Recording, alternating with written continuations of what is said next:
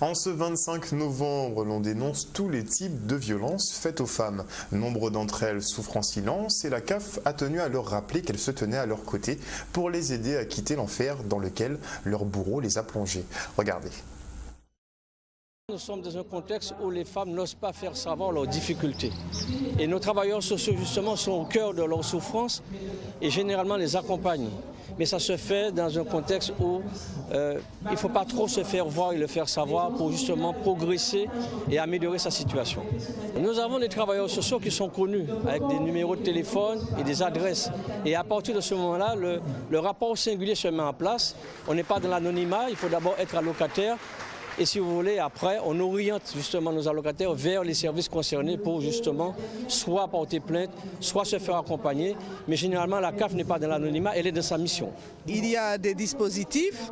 Je crois que le médico-judiciaire est régulièrement présent lors des manifestations de la CAF. La gendarmerie est aussi présente, la police nationale aussi dans certains cas. Et il y a des associations qui apportent directement l'aide aux familles qui ont les besoins.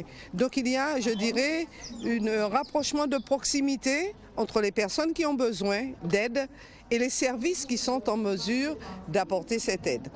Donc pour moi, je dis que j'étais prédestinée à être la marraine et à accepter cette fonction qui est une fonction d'aide, d'encadrement et d'aider les femmes justement à avoir une image positive d'elles, de savoir qu'il y a des gens là pour les aider, pour les encourager à traverser les moments difficiles qu'elles rencontrent malheureusement encore de nos jours. Le débat était très enrichissant, il continue d'ailleurs. Et puis ce que j'ai pu apprendre qui m'a vraiment choquée, c'est les différentes violences qu'on subit. Alors il y a la violence morale que je ne connaissais pas et que vraiment lorsqu'on vit en couple, on subit cette violence et on fait subir aussi à son compagnon cette violence. Et vraiment, je ne savais pas, mais là maintenant je sais que la violence morale, elle est